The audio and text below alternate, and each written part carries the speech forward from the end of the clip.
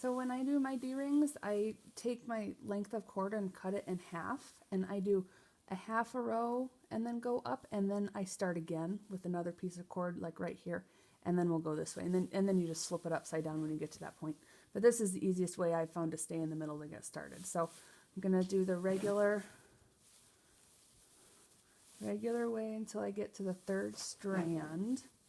And this is a double layer cinch, so ignore the other layer. This is going to be a roper. I'm not actually going to leave the D-rings in this, just for an example. So this is where I start using my fingers to steady the cords and keep them flat. I'm going to take this one around my third strand. At this point, I'm going to grab my D-ring. This is where it gets kind of tricky. So I pinch it and then snug it in with my thumb and my pointer finger. And then I use these two fingers to keep it in there, and then I slide my D in and hold it flat. So I have all that together with this hand, and then I'm going to use my other hand to go behind my second strand. And this is where I gather the extra right here, and I'm going to pinch with these again to get that in there snug. Now, and if this gets floppy or falls all over, we don't care.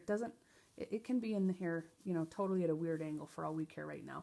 We just need to make sure it's tight. And see how there's no gap right now? So I'm going to pinch with these to go to my next strand. So it's pinching and then kind of pushing together is what I do to keep it snug. And see, there's no gap in there. So now my leading strand comes over, other strand comes through. I'm going to snug that in there.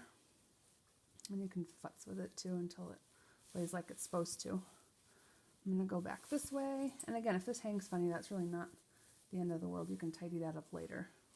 This is where sometimes you just have to finagle. I'm going to go behind, and I'm just going to show adding the other D-ring, and then that'll kind of be it. You'll get the general idea. So I'll lift this up, get my other strand in there, and again, I want to make this tight enough so it snugs it down, but doesn't pull it in between the other cords. So you can see it's still sitting nice on top.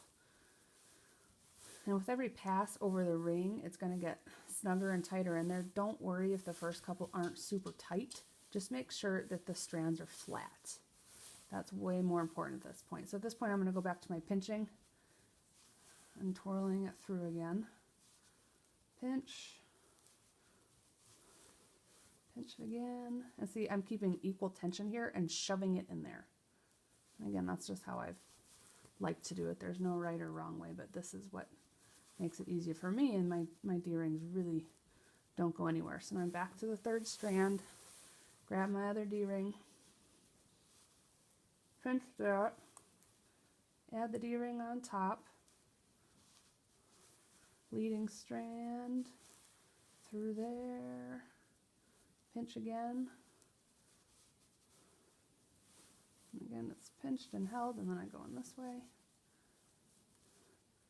Turn around, and at this point I'm pinching it until I get this most of the way in there, so that when I let go, I'm still keeping most of my tension. So again, if you feel it's starting to slip to the side, just bring it back to the top, and it can hang like this for now, not a big deal.